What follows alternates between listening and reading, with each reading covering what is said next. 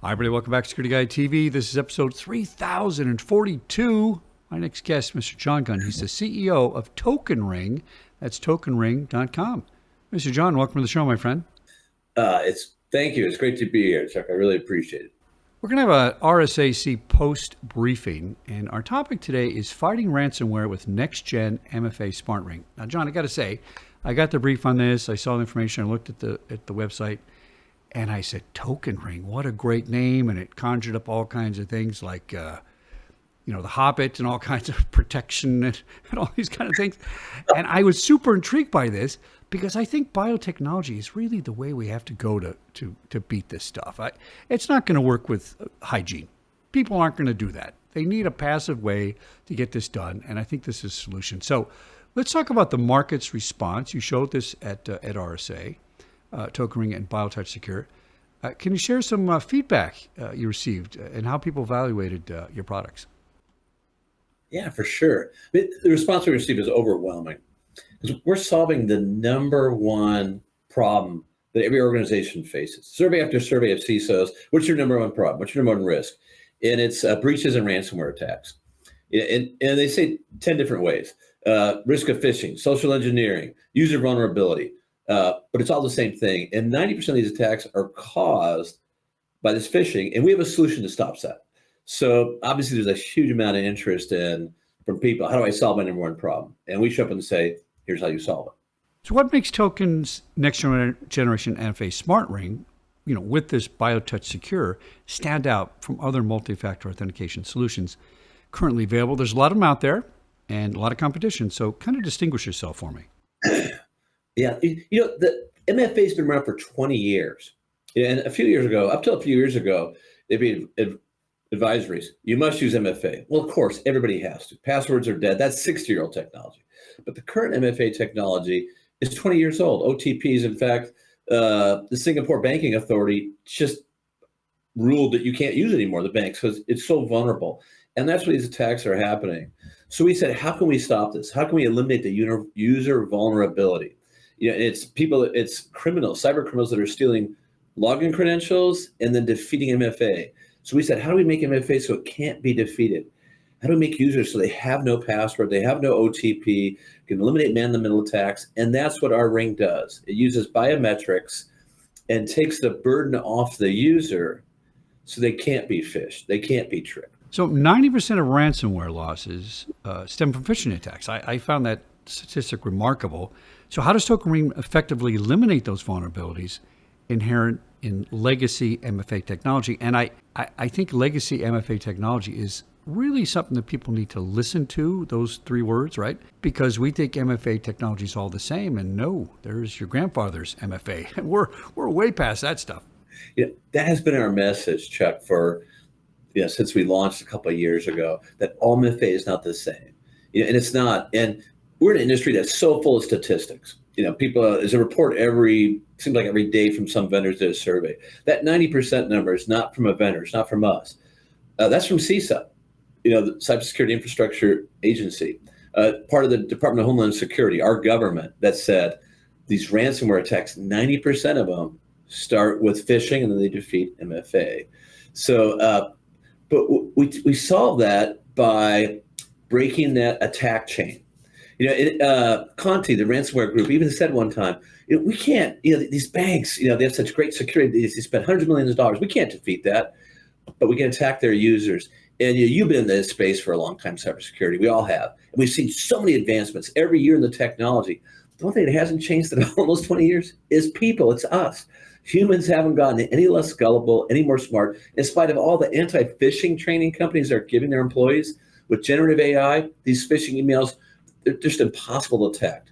So we said we have to eliminate users. Users still have to log in, but if you give them a device, a ring that they wear that has their credentials, that has the PKI exchange, that they're a part of it, and that they have to have the device that makes it very hard to lose. But if somebody called them up, sometimes it's social engineering. I'm with your IT support department. I need to reset, your password or whatever it might be. They don't have a password. They don't have an OTP to steal. So by taking humans out of this, we eliminate user vulnerability, and we eliminate all the vulnerabilities of legacy MFA. It's called phishing resistant MFA. We call it Next-Generation MFA, but that's the solution companies are starting to move to much more rapidly now. And as you see, instance after instance, CDK Global, people couldn't buy cars across the country for a couple of weeks, and the losses are huge. United Healthcare, they announced that their total losses will be over $1 billion, from these failures, either not having MFA or not having, next generation or phishing resistant MFA. So the stakes are incredibly high. Well, John, you're 100% right. People have not gotten smarter. In fact, I might suggest that, the big IT people are dumbing us down. Everything's automated. Everything's AI. We're going to do it for you. You don't have to do anything. That doesn't work. It doesn't work. And, the fact that we invented the internet with no passwords or security back in the day tells you how this big problem all started. So I think this is just a brilliant way to kind of, I don't know how to describe it, reverse engineer the bad guy's ability or something. It's great. You're fixing MFA. It's great. All right, now let's look at the landscape of cybersecurity, particularly in the realm of multi-factor authentication. In the next few years, it's going to evolve. And what role do you envision token playing in this evolution? Seems kind of like you're going to be in the lead to me. That's my guess. We're attracting tremendous interest right now today. There's 3,000 plus vendors in the cybersecurity space. And people announce a new product, and most of it's these incremental improvements, important ones, but incremental. We've taken this completely new approach to solving the number one problem. So we've got a tremendous response to that. So we love the position we're in. The challenge for us, of course, is in year 3, 4, 5, 6 to continue to innovate. We have a few things on the drawing board I won't discuss now, but we want to maintain that position of being an industry innovator, an industry leader. Right now, the biggest focus is responding to market demand. Don't have a product yet. We'll start having product for evaluation in about a month or so, but signed up and waiting for proof of concept evaluation, which is a major commitment for large organizations. Already signed up and committed to evaluate our product are 5 of the top 10 US banks, 2 of the big 3 automakers, 3 of the top 5 US wireless providers, 2 very large healthcare organizations, and it goes on and on. So the tremendous interest. So our focus right now is delivering a tremendous product, being able to meet the demand, and then we want to continue to address these problems in unique ways. And stop the bad people, stop these enemy states that are attacking America, our businesses, our people, our democratic institutions. That's what we're focused on. Yeah, ransomware attacks are a daily headline in the news. So how does token technology specifically address and mitigate the risks associated with these types of cyber threats? And speak to me, if you will, for the soccer mom, okay? Because we can reach soccer mom.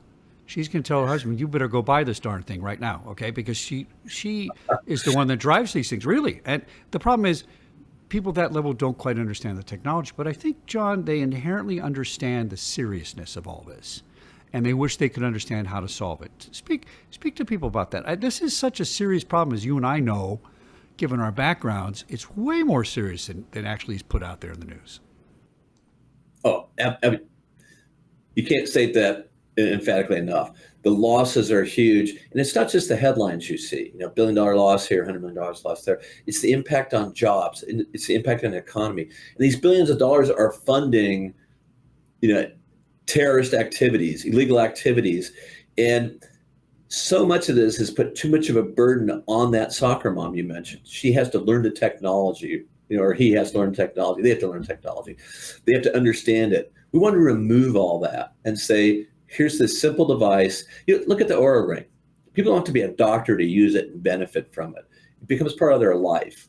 And that's what we want to do. Make a ring they can wear. It allows them to securely log in to something with incredible ease. Not 20 steps, no numbers to retype, no hoops to jump, no email to open and do something else with. You simply have the ring, but also so that cyber criminals can't steal it. They can't. There's so many ways that they defeat MFA. SIM jacking, where they take over somebody's phone, a man-in-the-middle attack, where they sit between that person and the website they're trying to reach. We eliminated all that requires zero knowledge. Slip the ring on your finger, start using it, uses your fingerprint. We also protect the biometrics because people think, wow, the old saying, I can change my password, I can't change my fingerprint. So their biometrics, which are so critical because only you have your biometrics, they never leave the ring. They never go onto a local device. They never go onto a server. They never go onto a cloud. So when you hear about these breaches, oh, so-and-so got breached and, 10 million people lost their social security numbers. Those are out there forever. You can't change them. So in our solution, the biometrics never leave that ring that's on your finger, so nobody can steal them. So that individual in work and their private life, wherever they are, it's secure, incredibly easy to use, stops the attacks, and puts them at zero risk. But does it come in black chrome? People are going to want to know that. They're going to want to know that. That's actually the only color it comes in. Okay. We have that discussion really about should we offer different colors, and we say, it's not a piece of jewelry, it's a security device. These criminals are attacking everybody. Everybody's at risk of it. And I always say, if criminals are defeating your locks, get better locks. And I said, people don't care what it looks like. It's just a much better lock. It's attractive. As we get bigger, maybe we'll offer different colors and shapes and sizes. But right now, it's just that basic black ring. John, I'm gonna tell you to ask my wife if that's a true statement, and she's gonna tell you no. You better have a pink one. Well, I'm telling you, just like we have what now? Pink guns.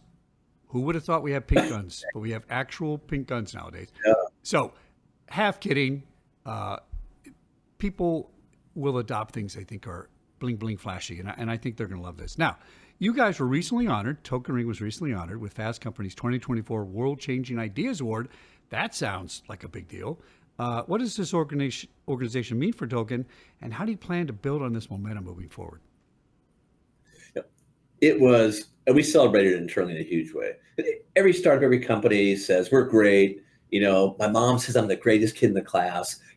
Who cares? But to have a leading global business publication that's highly respected, award us, recognize us as having a world-changing idea, it's this tremendous validation of the impact, of the importance of what we're doing, and the impact of what we have. So for a startup, it's critical because it gives that credibility, that validation of what we're doing. It still comes down to large organizations will evaluate it and say, does this do what they claim it will do? Will it really stop our ransomware attacks? And it will, and they'll see that. But it certainly helps add a lot of credibility. We've got a strong message. We solve the number one problem, but it adds a lot of credibility to have this leading business publication say, we looked at it and we see it as a world-changing idea. So we are loving that. This is episode 3042. That's how many interviews I've done. And I would say at least half, maybe three quarters in the cybersecurity realm. And I'm kind of self-educated in this. And so when I listen to people speak, I go, oh, that's something different I don't think I've heard. And so to your point, Fast Company's award is really about innovation, isn't it? I mean, innovation in the cyber business is the key to success.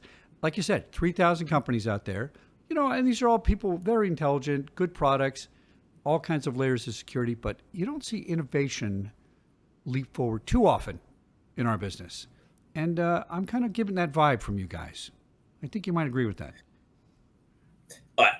Absolutely. And it's helped us. We've done very little marketing. And to attract the attention we have, to build the pipeline we have, it is just so extraordinary and so unusual. Of course, the bigger challenge is, okay, what do we do 2 and 3 years from now, to expand the business further? And but right now, we feel we're in a great position, solving the number one challenge in an elegant, simple manner that has the best ROI of any solution. And you look at decision makers, CISOs, and security professionals, of those 3,000 vendors, they got 60, 70, or 80 that they have to integrate into their solution. So having a solution like ours that there's no rip and replace, super easy to integrate, very easy for their users, and fantastic ROI. We looked at all the obstacles to having them implement it, and we've addressed them all. And trust me, everybody, it will come in that color in the K in their logo, that pink right there. It will be available in that color one day. John's going to trust me on this one. John Gunn, CEO, tokenring.com, innovation at its best, post RSAC briefing. Thanks, my friend. Keep us posted. Come back and tell us what's going on. And let's find some success stories because you're going to have a lot of success stories about this. I know. Thanks for coming on Security Guy Absolutely. TV. Thank you for the opportunity. It's a pleasure to be here. I'll just stay in touch.